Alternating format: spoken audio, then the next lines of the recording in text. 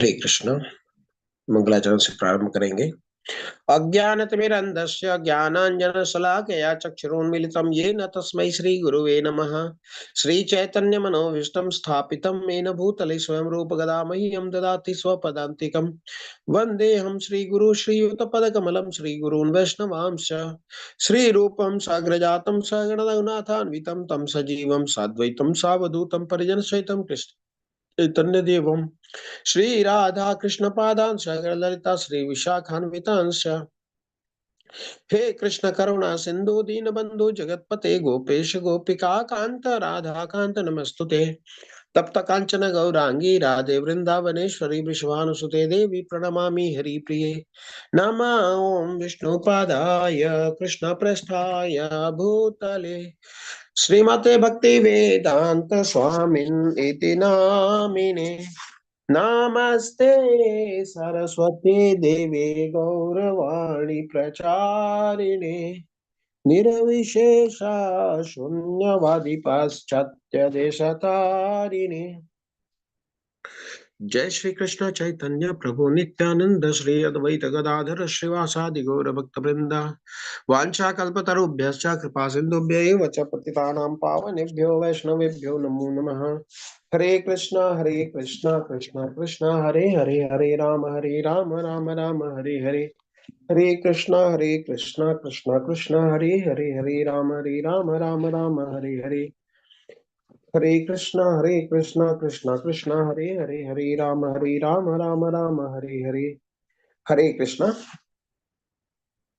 सभी का स्वागत है आज के इस द्वितीय लेवल के अध्ययन सत्र में। हम लोग 9वें अध्याय को कर रहे हैं अभी। हरे कृष्णा। आवाज क्लियर है? हरे कृष्णा प्रभु जी, दंडवत प्रणाम। हरे कृष्णा। आवाज क्लियर है माता? क्लियर है प्रभु जी। ओके। और स्क्रीन क्लियर है? क्लियर है प्रभु जी। जी प्रभु जी क्लियर है। ठीक है। हरे कृष्णा प्रभु जी। हरे कृष्णा माता। हरे कृष्णा। तो हमने 2 सत्रों में, पहले सत्र में माता जी ने कराया था श्लोक संख्या 1 से 10। इसके बाद हमने कल 1 से स्टार्ट किया था और 23 तक पहुंचे थे। तो कल कुछ नेटवर्क बाधित था जिस वजह से आवाज क्लियरिटी नहीं थी। तो हम एक सरसरी निगाहों से देख लेते हैं कि अभी तक भगवान ने क्या बताया हमें 9वें अध्याय में। पहले अध्याय में हमने देखा था कि दृष्टिकोण के बारे में बात हुई थी। सेना सेना का समूह तो एक ही था, लेकिन 3 अलग अलग लोग अलग अलग दृष्टिकोण से देखते थे। धृतराष्ट्र का दृष्टिकोण अलग था, दुर्योधन का दृष्टिकोण अलग था और अर्जुन का दृष्टिकोण अलग था। और क्या होना चाहिए ये भगवान ने दूसरे अध्याय में बताया कि आपका दृष्टिकोण शरीर के स्तर पर नहीं होनी चाहिए, आत्मा के स्तर पर होनी चाहिए। तो दूसरे अध्याय में श्लोक संख्या 1 से 10 में भगवान ने बताया था तुम शरीर नहीं आत्मा हो। पहले 1 से 10 में तो ये बताया था भगवान ने कि डांट लगाई थी अर्जुन को कि आप क्लैप की तरह ऐसे परेशान ना हो, आपको युद्ध करना चाहिए, आप भागने की बात नहीं करना चाहिए आपको। इसके बाद उनको पारिवारिक परंपरा के तरफ से भी जोड़ा उनको कि आप कुंती के वंश के हो, आप भरत के वंश के हो। भारत शब्द भी यूज किया, कुंती भी यूज किया है। इसके बाद श्लोक संख्या 20 से 30 में हम देखा था कि भगवान ने दूसरा डायमेंशन कैसे, क्या दृष्टिकोण होनी चाहिए। आपको शरीर के दृष्टिकोण से नहीं देखना चाहिए, आपको आत्मा के दृष्टिकोण से देखना चाहिए। तो 20 श्लोक संख्या 20 से 30 में भगवान ने आत्मा के बारे में बताया था। इसके बाद बताया था कि जब आत्मा जान जाओगे तो आपकी कार्यविधि कैसी हो जानी चाहिए, वो बताया था। और फिर लास्ट में जब आप आत्मा के स्तर पर सोचना देखना शुरू करोगे तो आपके क्या लक्षण होंगे, वो स्थित प्रज्ञ के बारे में भगवान ने बताया था। तीसरे अध्याय में भगवान ने कर्म योग के बारे में बोला था कि कर्म कैसे करना चाहिए। कर्म कांड और कर्म योग का फर्क भी बताया था भगवान ने। और काम ऐसे करना है जैसे त्यागी की तरह। इसके बाद फिर योगा लेडर के बारे में भगवान ने बताया था। कर्म कांड सबसे निचले स्तर में होता है, इसके बाद कर्मयोग होता है। कर्मयोग में दो भाग होते थे, सकाम कर्मयोग, निष्काम कर्मयोग। भगवान की तरफ जाने का अर्थ है निष्काम कर्मयोग के रास्ते पे चलना। इसके बाद भगवान ने बताया था कि कर्म करते समय ज्ञान का होना भी अति आवश्यक है। जान करके कर्म करने से हमें पूर्णता प्राप्त होती है। इसके बाद जब ज्ञान, दिव्य ज्ञान के बारे में भगवान बता दिए, तो 5वें अध्याय में फिर से ज्ञान के बारे में अर्जुन का सेम प्रश्न आता है कि जान बुझ करके हम कृष्ण भावना भावित कर्म कैसे करें। तो 5वां अध्याय जो है वो तीसरा और चौथे का जो सम है, दोनों का समरी है, उसको 5वें अध्याय में बताया भगवान ने। इसके बाद 6ठे में बताया कि आप चाहे ध्यान कर्म करो, योग करो, जो कुछ भी करो, ध्यान पूर्वक करो, अटेंटिवली करो, आप कैजुअली मत करो। इसके बाद भगवान ने 7वें अध्याय में बताया था कि भगवत ज्ञान कैसे प्राप्त हो। फिर 8वें में भगवत प्राप्ति कैसे हो। उसमें बताया था कि आपको मृत्यु को तैयारी करनी चाहिए, और अंतकाली क्षमामेव स्मरण मुक्त्वा करे वरम, भगवान ने ये बताया था। फिर बोला था भगवान ने कि यम यम स्माम यम यम वापि स्मरण भावम त्यजन्ते अन्ते कलेवरम। जिस जिस शरीर को छोड़ते समय जिस जिस भाव में हम होते हैं, हमारा वैसा ही शरीर प्राप्त होता है। इसके बाद भगवान 9वें अध्याय में परम गुह्य ज्ञान, परम राज विद्या, राजा गुह्य ज्ञान के बारे में बताए हैं। और भगवान ने प्रारंभ करी है कि ये ज्ञान और विज्ञान के सहित है, ये आपको मोक्ष प्रदान करेगा अशुभ चीजों से। लेकिन इसके लिए प्राइमरी जो रिक्वायरमेंट है, आपको ईर्ष्यालु नहीं होना चाहिए, आपको ईर्ष्या से मुक्त होना चाहिए। जब आप प्रेम करोगे किसी से, तो उससे आप ईर्ष्या नहीं करोगे। तो भगवान से जब हम प्रेम करेंगे, तब भगवान गुह्य ज्ञान हमें देंगे, अदरवाइज अपना राज कोई अनजाने व्यक्ति को नहीं देता है। फिर बताते हैं ये विद्या कैसा है, तो बताते हैं राज विद्या है, राजगुह्य है, पवित्र है, ये उत्तम ज्ञान है। और ये प्रत्यक्ष अवगमम धर्म्यम, ये धर्म की जो अनुभूति है ये प्रत्यक्ष होने वाली है। और सुसुखम, मतलब अच्छी तरीके से सुख प्रदान करने वाली है, मतलब हाफ हार्टेडली नहीं। इसके बाद कर्तुम अव्ययम, और ये बोला है कि ये नष्ट नहीं होने वाला है, ये जो क्रिया है ये हमेशा के लिए इटर्नल हो जाती है।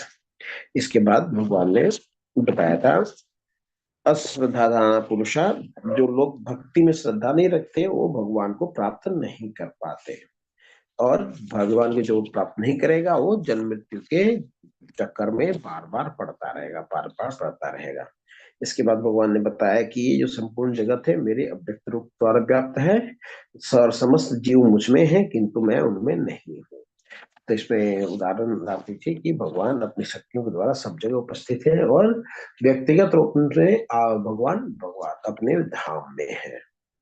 इसके बाद बताया था कि तथापि मेरे द्वारा उत्पन्न सारी वस्तुएं मुझ में स्थित नहीं रहती। भगवान के ऐश्वर्य को देखो, और सभी जीवों का पालक भगवान है और सर्वत्र व्याप्त है। लेकिन इस विराट अभिव्यक्ति का अंश भगवान नहीं है, क्योंकि सृष्टि का वो कारण स्वरूप है। इसके बाद बताया था कि जिस प्रकार जो प्रबल वायु है सदैव आकाश में स्थित रहती है, उसी प्रकार उत्पन्न प्राणियों को भगवान में स्थित जानो, ये बोला था भगवान ने। इसके बाद बात हुई थी कि कल्प का अंत होने पर सारी प्राणी भगवान की प्रकृति में प्रवेश करते हैं, और नए कल्प में के आरंभ होने पर फिर से वैसे ही स्वतः आ जाते हैं। इसमें प्रभुपाद जी ने उदाहरण दिया था कि कोई व्यक्ति जब रात्रि होती है तो अपने घर में सो जाता है, और बाहर के परिप्रेक्ष्य में वो उपलब्ध नहीं रहता। जैसे ही दूसरा सुबह होती है वो फिर से अपने काम धंधा में बाहर में निकल जाता है, लोग उसका फिर वो दृष्टिगोचर हो जाता है लोगों के आंखों में।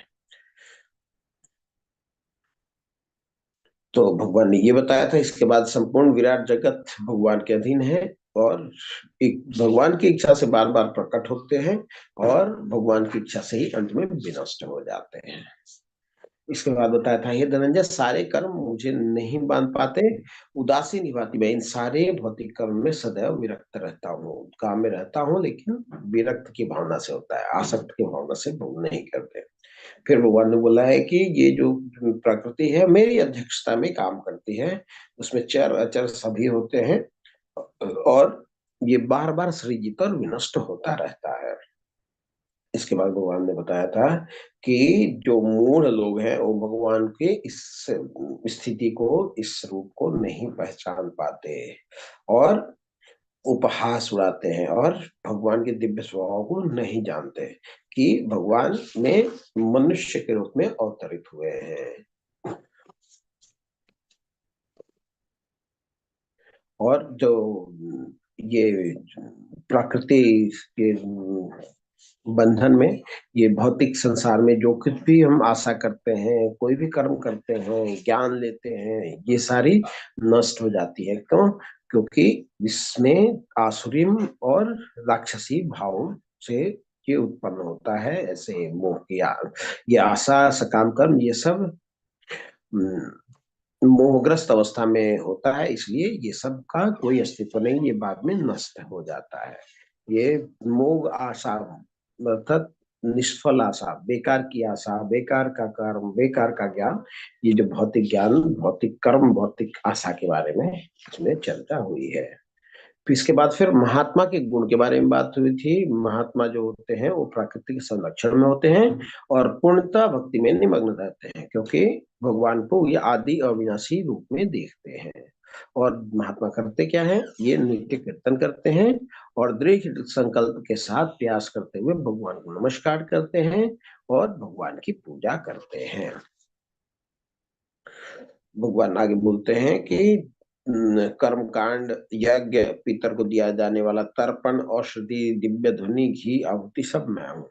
इसके बाद भगवान बोलते हैं कि माता पिता और आश्रय पितामह मैं ही हूँ और शुद्धिकर्ता और ओंकार भी मैं हूँ। ऋग्वेद, सामवेद और यजुर्वेद भी भगवान ही है। त्रिवेद के बारे में भगवान बता रहे हैं। आगे बोलते हैं कि मैं ही लक्ष्य पालन करता, स्वामी, साक्षी धाम, शरण स्थली, अत्यंत प्रिय मित्र, मैं सृष्टि प्रलय सबका आधार हूँ, आश्रित था अविनाशी बीज भी हूँ। भगवान ने फिर अपने ऐश्वर्य के बारे में बताया था, जैसा 7वें अध्याय में स्टार्टिंग में भगवान ने दिया था कि हम जो कोई भी चीज को आप देखते हो ना, उसमें जो विशेष जो चीज है वो मैं हूँ। जिस चीज की भी विशेषता है, क्योंकि कोई विशेष चीज के प्रति हमारा आसक्ति, अनुरक्ति होती है, तो भगवान बोलते हैं आप जो है कहीं भी देखो, वहां पर जो बेस्ट पार्ट होगा ना वो मेरा स्वरूप होगा। भगवान बोलते हैं कि ताप मैं प्रदान करता हूँ, वर्षा को भी मैं लाता हूँ, अमरत्व हूँ, साक्षात मृत्यु भी हूँ, आत्मा और पदार्थ दोनों मुझसे ही उद्भूत हैं। इसके बाद बताते हैं कि जो वेद का अध्ययन करते हैं, सोमपान करते हैं, स्वर्ग प्राप्ति की गवेषणा करते हैं, वो अप्रत्यक्ष रूप में मेरी पूजा करते हैं और पाप कर्म से शुद्ध होकर इंद्र के पवित्र स्वर्गिक धाम में जन्म लेते हैं, जहां वे देवता सा आनंद भोगते हैं। इसके बाद भगवान ने बोला था कि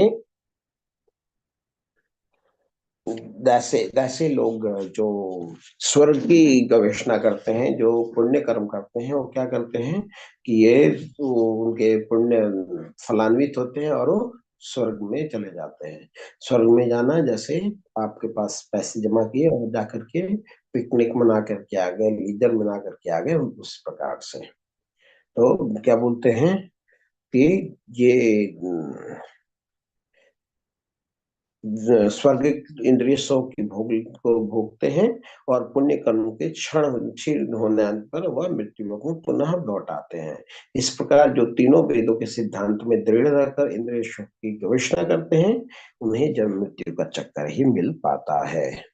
इसके बाद भगवान बताते हैं कि जो लोग अनन्य भाव से मेरे दिव्य स्वरूप का ध्यान करते हैं, अनन्य भाव मीन्स शुद्ध भाव से निरंतर मेरी पूजा करते हैं, उनकी जो आवश्यकता होती है मैं पूरी करता हूँ और जो उनके पास है उनकी मैं रक्षा करता हूँ। तो भगवान बोलते हैं योग क्षेम, जो चीज नहीं है उसको जोड़ देते हैं और क्षेम जो है उसकी रक्षा करते हैं। तो भगवान हमारे योग क्षेम की का संकल्प लेते हैं, योगक्षेम आपका पूरे करूंगा। श्लोक संख्या 23। ये अपि अन्य देवता भक्त्या यजन्ते श्रद्धयान्विता ते अपि माम एव कौन्तेय यजन्ति अविधि पूर्वकम। अगर कोई देवता की उपासना करता है, जो लोग अन्य देवताओं को भक्त हैं उनकी श्रद्धा पूर्वक पूजा करते हैं, वास्तव में मेरी पूजा करते हैं, किंतु ये त्रुटिपूर्ण ढंग से ही करते हैं। तो सही तरीका क्या है कि साक्षात जा करके भगवान से कोई भी वस्तु, कुछ भी चीज मांगना, तो ये सही तरीका है। हालांकि जाना चाहिए भगवान के पास निष्काम रूप में, लेकिन अगर हम सकाम रूप में भी जाते हैं तो भगवान देते हैं, और देने के साथ साथ हमारे अंदर में भक्ति प्रदान करते हैं और हमारे अंदर में शुद्ध, हमारे हृदय को शुद्ध कर देते हैं, तो फिर हम अपने आप ही निष्काम हो जाते हैं। लेकिन देवी देवता में ये गुण नहीं होता है, वो आपको निष्काम नहीं कर सकते। वो आपके अंदर जो कामना है, आसक्ति है, वही बढ़ाते जाएंगे, बढ़ाते जाएंगे, बढ़ाते जाएंगे। इसके बाद बोलते हैं श्लोक संख्या 24। लगा लो पहले।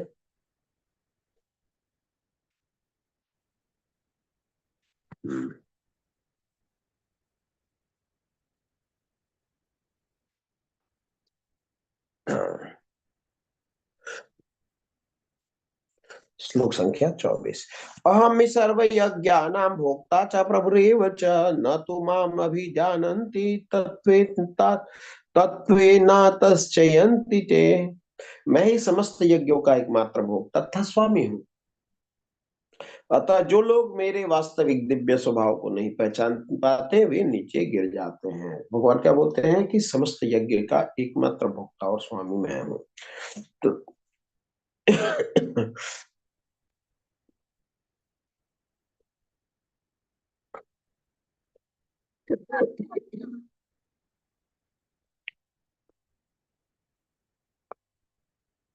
श्लोक संख्या 24 के तात्पर्य में भगवत जी लिखते हैं, यहाँ पर यह स्पष्ट कहा गया कि वैदिक साहित्य में अनेक प्रकार के यज्ञ अनुष्ठान का आदेश है, किंतु वस्तुतः वे सब भगवान को ही प्रसन्न करने के निमित्त हैं। यज्ञ का अर्थ है विष्णु। भगवत गीता तृतीय अध्याय में स्पष्ट कथन है कि मनुष्य को चाहिए कि यज्ञ या विष्णु को प्रसन्न करने के लिए कर्म करे।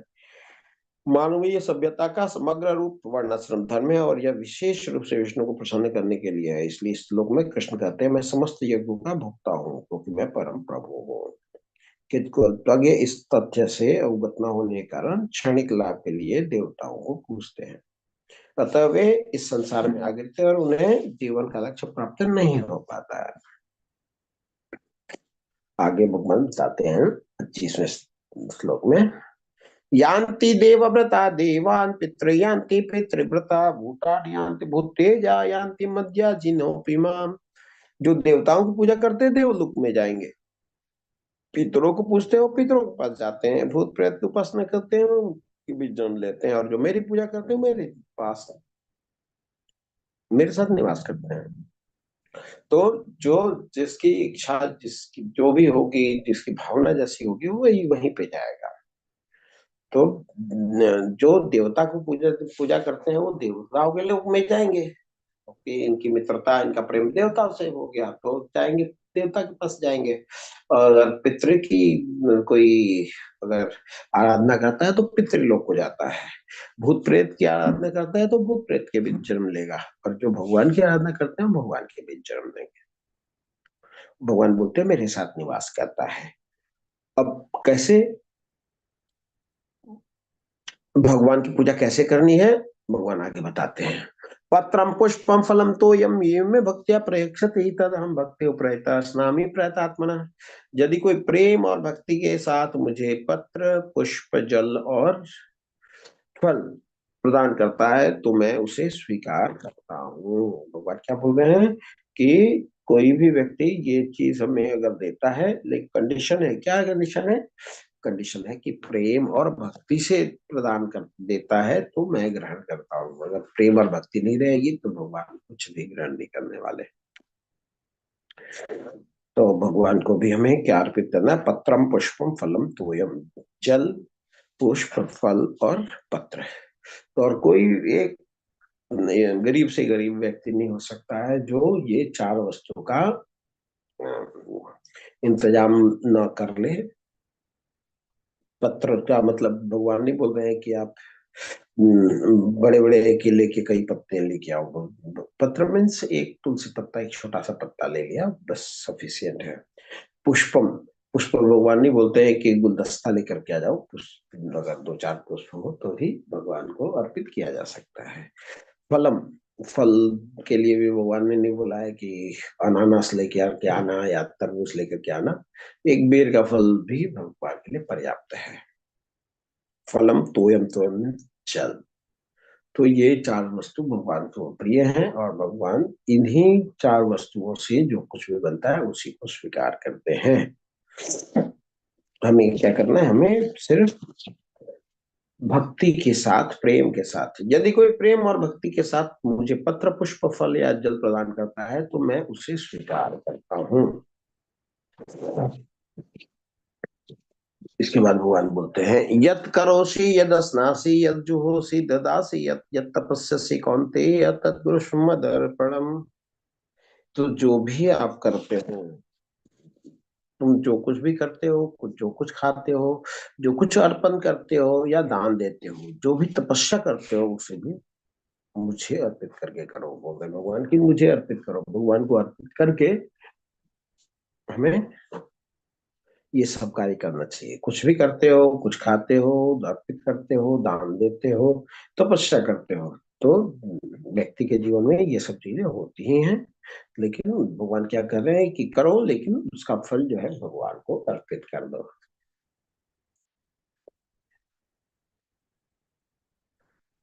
श्लोक संख्या 28।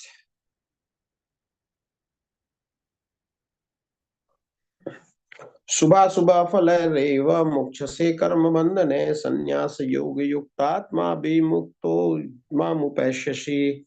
इस तरह तुम कर्म के बंधन तथा इसके शुभ अशुभ फलों से मुक्त हो सकोगे। इस संन्यास योग में अपने चित्त को स्थिर करके तुम मुक्त होकर मेरे पास आ सकते हो।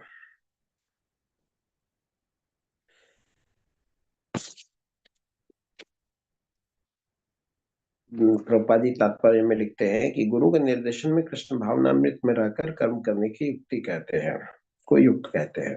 पारिभाषिक शब्द युक्त वैराग्य है। श्रील दू गोस्वामी ने इसकी व्याख्या इस प्रकार की है, भक्ति साम्य सिंधु 2:255। अनासक्त विषयान अंतर्यम अनुपुंजते निर्बंध कृष्ण संबंधे युक्त वैराग्य मुच्यते। श्री रूप गोस्वामी कहते हैं कि जब तक हम इस जगत में हैं तब तक हमें कर्म करना पड़ता है।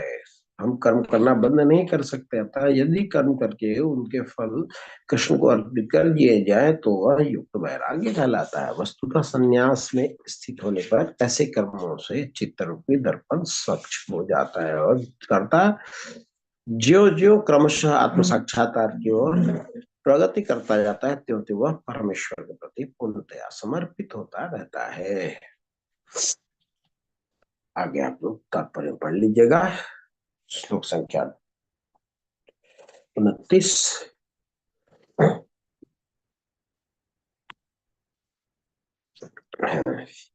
समोहम सर्ववेद भूतेषु न मे द्वेषस्ति न प्रिय ये भजन्ति तुम भक्त्या मयि चेत सुस्वाप्यहम्।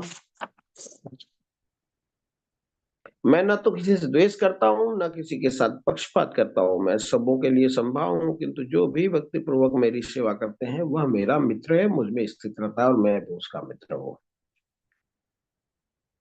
तो भगवान क्या बोल रहे हैं कि जो किसी से द्वेष नहीं करता और जो किसी के साथ पक्षपात नहीं करता है।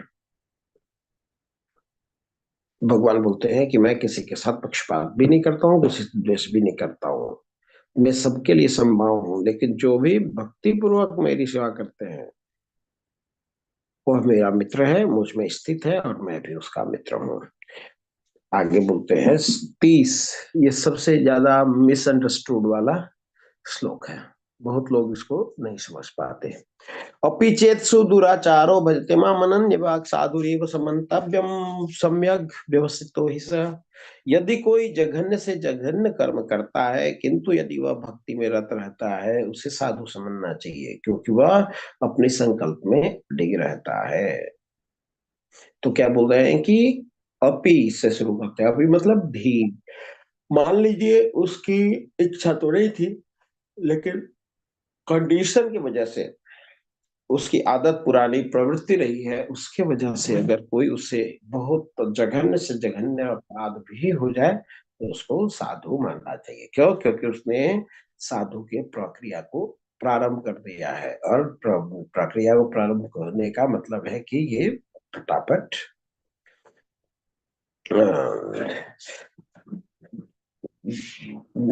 और कोई प्रवृत्ति की वजह से करता भी है तो उसको भगवान बोलते हैं कि वो साधु मानना चाहिए।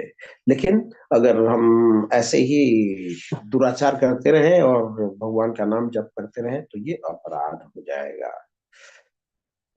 इसलिए बोल रहे हैं अपी, मतलब मान लीजिए उससे कोई अपराध हो भी गया, अगर हो गया गलती से, तब भगवान उसकी बात कर रहे हैं, इसकी बात नहीं कर रहे भगवान की भगवान ने छूट दे रखी है अब जाकर के हम सब ऐसे कार्य करने लग जाए, दुराचारी वाले कार्य करने लग जाए, तो ऐसा नहीं करने से बनेगा बोलते हैं। और ये अपी वाला सब लोग छोड़ देते हैं, बोलते हैं कि हाँ भक्ति कर रहे हैं ना तो कुछ भी करे तो भगवान क्षमा कर देते हैं, जो बिल्कुल भी सही नहीं है। और ऐसा करते हैं तो उनका क्या होता है? क्षिप्रम भवति धर्मात्मा शश्वत शांतिम निगच्छति कौन्तेय प्रतिजानीहि न मे भक्त्या प्रणश्यति। तो बोलते हैं कि वो तुरंत धर्मात्मा बन जाता है और स्थायी शांति को प्राप्त होता है। हे कुंती पुत्र, निडर होकर घोषणा कर दो मेरे भक्त का कभी विनाश नहीं होता। तो भगवान कह रहे हैं कि निडर होके कह दो। तो भगवान हमें कह रहे हैं निडर होकर कह दो, भगवान स्वयं भी तो कर सकते हैं, क्योंकि भगवान कहते हैं कि नहीं, मैं तो कभी कभी ऐसा भी होता है, मैं प्लान कर लेता हूँ, लेकिन कई बार ऐसा होता है कि मैं वादा तोड़ भी देता हूँ, कई बार मैं रण छोड़ करके भाग गया हूँ। लेकिन अगर हमारा भक्त ने कोई वादा किया है वो मैं कभी भी टूटने नहीं देता। तो भगवान कह रहे हैं कि अर्जुन तुम घोषणा कर दो, क्योंकि तुम घोषणा करोगे तो उसकी विश्वसनीयता ज्यादा होगी। भगवान ने क्या किया था महाभारत के प्रसंग में आपको याद होगा कि भगवान ने पहले बता दिया था कौरव और पांडवों को कि मैं शस्त्र नहीं उठाऊंगा युद्ध भूमि में। और भगवान ने जन्म से पहले क्या बोला था, जब धरती माता बेचैन हुई थी कि इतने पाप पानाचार बढ़ रहे हैं, तो भगवान ने वादा किया था कि हाँ हम आएंगे, जल्दी ही जन्म लेंगे और धरती के भार को मिटाएंगे। अब भगवान ने जन्म से पहले तो ये बात बोल दी है, और अभी क्या कर रहे हैं भगवान की बोला कि हम शस्त्र नहीं उठाएंगे, लेकिन अर्जुन उनका शिष्य, उसके ऊपर विपत्ति आई तो उन्होंने क्या किया कि भगवान ने रथ छोड़ दिया और रथ के पहिए को ही संभाल करके उसी से वध करने जा रहे थे। तो जैसे गोपी गीत में आता है, नहीं गोपी गीत में नहीं आता है, ये भीष्म स्तुति में आता है कि आपका जो दुपट्टा है, आपका अंग वस्त्र है, वो नीचे जमीन पर गिर गया था, तो पृथ्वी बेचैन हो गई थी, अरे ये तो भगवान आ गए हैं, और बहुत पहले में वादा किया था कि हम आने वाले हैं और आकर के धरती के बोझ को हल्का करेंगे। लेकिन भगवान, ये तो पहले वादा करके आए हैं भगवान, लेकिन अभी क्या वादा किया भगवान ने, संकल्प क्या लिया है, मैं कोई अस्त्र शस्त्र नहीं उठाऊंगा। तो धरती तो कांप गई कि भाई जब भगवान ने कल वाला अपना संकल्प भूल गए तो हमारे साथ किया हुआ तो संकल्प बहुत पुराना है। तो भगवान ने अपने अंग वस्त्र पीताम्बरी को धरती पर गिरा दिया, ताकि धरती समझ ले कि ये भगवान की लीला हो रही है, भगवान को सब याद है। और भगवान अपना वादा तोड़ सकते हैं, लेकिन भक्त का किया हुआ वादा कभी नहीं तोड़ते। इनके भक्त हैं द्रोणाचार्य, उन्होंने कहा कि मैं आपको शस्त्र उठवा करके रहूंगा। उन्होंने ऐसी दृढ़ कौशल से युद्ध किया कि भगवान कृष्ण स्वयं समझने लगे कि हो सकता है ये युद्ध उल्टा हो जाए, क्योंकि इतने लोगों को मार रहे हैं। तो भगवान कृष्ण ने रथ संभाल लिया। क्यों? क्योंकि वो अपने संकल्प को टूटने दे सकते हैं, लेकिन भक्त के संकल्प को कभी नहीं टूटने दे सकते। तो इसलिए भगवान ने कहा कि तुम घोषणा कर दो कि मेरे भक्त का कभी भी विनाश नहीं होता। आगे बताते हैं श्लोक संख्या 32। मामि पार्थाव्यपाश्रित्य ये अपि स्यो पापयोनय स्त्रियो वैश्योस्तथा शूद्रस्तथैपि यान्ति परम गतिम। हे पार्थ, जो लोग मेरी शरण ग्रहण करते हैं वे भले ही निम्न जन्म स्त्री वैश्य अर्थात व्यापारी तथा शूद्र क्यों न हो, वे परम धाम को प्राप्त करते हैं। तो भगवान क्या बोल रहे हैं यहाँ तात्पर्य में एक बार पढ़ लेते हैं। प्रभुपाद जी का तात्पर्य है, यहाँ पर भगवान ने स्पष्ट कर दिया कि भक्ति से में उच्च और निम्न जाति के लोगों का भेद नहीं होता। भौतिक जीवन में ऐसा विभाजन होता है, किंतु भगवान की दिव्य भक्ति में लगे व्यक्ति पर यह लागू नहीं होता। सभी परम धाम के अधिकारी हैं। भागवत 2:4-18 का कथन है, अदम योनि चांडाल भी शुद्ध भक्त के संसर्ग से शुद्ध हो जाता है। अतः भक्ति और शुद्ध भक्त द्वारा पथ प्रदर्शित इतने प्रबल है कि यहाँ ऊंच नीच का भेद नहीं रह जाता, कोई भी इसे ग्रहण कर सकता है। तो कहने का तात्पर्य ये है कि यहाँ पे स्त्रियां वैश्य तथा शूद्रों, ये जो कहा है वो किसी को ऊंचा और नीचा दिखाने के लिए नहीं कहा है। एक श्लोक भी आता है कि मूची होए सूची यदि कृष्णा भजे। अगर मूची है, अगर क्षमार का काम करने वाला है, वो भी शुद्ध हो जाता है अगर कृष्ण को भजन करता है। एंड सूची होए मूची यदि कृष्णा त्यजे। और सूची पवित्र ब्राह्मण भी मूची के जैसा हो जाएगा अगर उसने भगवान का कीर्तन नहीं किया, भगवान का नाम का, अगर भगवान के संबंध को छोड़ देता है तो।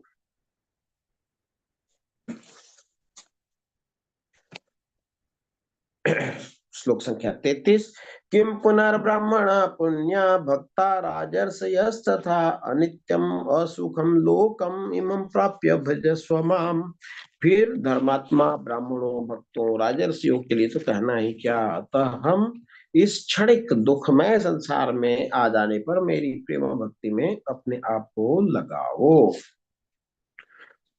फिर बताते हैं, मन मना भव मद भक्तो मद्याजी माम नमस्कुरु मामे वैश्य युक्त आत्मान मत्परायणम। मन मना भव, अपना मेरे में अपना चिंतन लगाओ। मद भक्तो, मेरे भक्त बनो। मद्याजी, मद्याजी मीन्स मेरी उपासना करो। माम नमस्कुरु, और फिर बोलते हैं कि नमस्कार ही कर लो। और इस प्रकार तुम मेरे को अनुरक्त हो पाओगे, मेरे में श्वास आ सकते हो। अपने मन को मेरे में स्थिर चिंतन में लगाओ, मेरे भक्त बनो, नमस्कार करो, पूजा करो। इस प्रकार मुझ में पूर्णतया तल्लीन होने पर तुम निश्चित रूप से मुझको प्राप्त कर सकोगे, अर्थात भगवान को प्राप्त कर सकेंगे।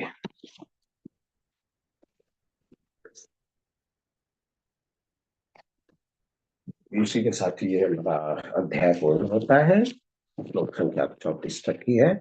और भगवान का ये संदेश है, मन मना भव मद भक्तो मद त्याजी माम नमस्कुरु।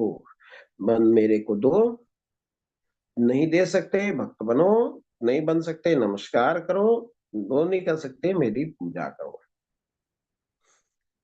पूजा करोगे तो भगवान के प्रति भगवान का चिंतन होगा, भगवान को नमस्कार स्वयं हो जाओगे, और भगवान को जब नमस्कार करेंगे तो हम भक्ति में जरूर आ जाएंगे, और भक्ति में जाने के बाद हमारा मन नित्य भगवान के चिंतन में भी लग जाएगा।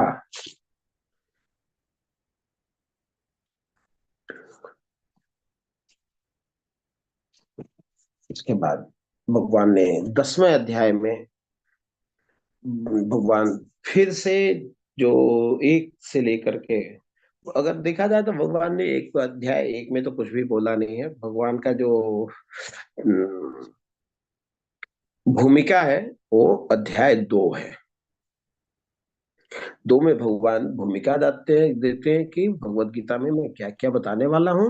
इसके बाद 3 से लेकर के 9 तक में भगवत गीता पूर्ण हो जाती है। 10वां अध्याय भगवान फिर अर्जुन पूछते हैं कि आपने ये बताया था, लेकिन ये इस स्थिति में क्या करना होगा, तो थोड़ा डिटेल पूछते हैं। अर्जुन जो जो पूछते हैं उसका उसका जवाब भगवान कृष्ण यहाँ पे देते हैं। 10 से लेकर के 18 अध्याय तक भगवान उसको और विस्तृत रूप से समझाते हैं। जो पहले बता दिया है, प्रिंसिपल जो बता दिया है भगवान ने, उसी को विस्तार से फिर से बताते हैं। तो इसी के साथ हमारा ये अध्याय पूर्ण होता है। सभी का ध्यान पूर्वक श्रवण करने के लिए बहुत बहुत धन्यवाद। किसी का कोई प्रश्न है तो ले सकते हैं। हरे कृष्णा कृष्णा कृष्णा हरे हरे, हरे राम राम राम हरे हरे। दूसरा अध्याय इसलिए नहीं प्रारंभ करेंगे क्योंकि 10-15 मिनट है, कुछ प्रश्न उत्तर हो जाए। कोई पूछना चाहता है, कोई बताना चाहता है, ये कर लेते हैं। माता जी ने अटेंडेंस लिंक डाल दिया, आप लोग अपना अटेंडेंस लिंक भी अटेंडेंस भी लगा लें, और किसी का प्रश्न है तो ले सकते हैं। हरे कृष्णा प्रियंका और माता जी, दंडोत प्रणाम। हरे कृष्णा प्रभु जी, सिद्धार्थ प्रणाम। हरे कृष्ण। और शब्द बार बार बोलना पड़ता है, वीडियो ऑन करके रखा करें, पुस्तक सामने होनी चाहिए, पेन पेपर भी सामने होना चाहिए, फिर पढ़ाई करने का आनंद होता है। अदरवाइज तो देखिए जैसे भगवान क्या बोलते हैं, ये यथा माम प्रपद्यन्ते तांस तथैव भजाम्यहम्। जो मेरे साथ जैसा आदान प्रदान करता है वैसा ही मैं उसके साथ करता हूँ।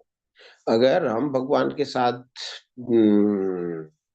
सीरियस नहीं होंगे तो भगवान कृपा में भी सीरियस नहीं।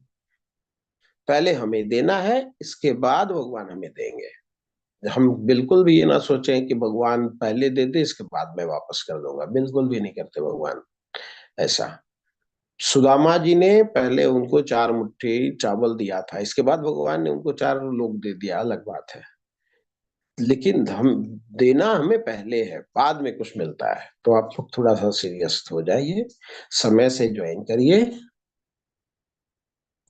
हरे कृष्णा कृष्णा कृष्णा हरे हरे, हरे राम राम राम हरे हरे। नवीन प्रभु जी पूछ रहे हैं क्विज लिंक कब मिलेगा। स्नेहा माता जी कोई अपडेट है इसका?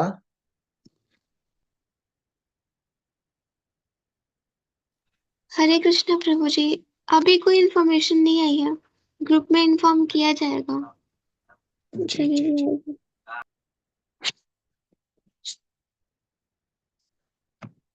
तो किसी का कोई प्रश्न हो तो ले सकते हैं, आप लोग हैंड रेस कर सकते हैं या फिर चैट में भी लिख सकते हैं। कल हम करेंगे अध्याय 10। 10 अध्याय में एक बहुत महत्वपूर्ण है, क्योंकि भगवान इसमें चतुश्लोकी गीता बताते हैं। 4 श्लोक में ही भगवत गीता के सारे संदेश को भगवान देने वाले हैं। तो कल आप तो समय से ज्वाइन करिए ताकि कीर्तन में भी भाग ले सकें और अध्ययन भी अच्छी तरह कर सकें। और किसी का कोई प्रश्न नहीं है तो कक्षा को विराम देंगे।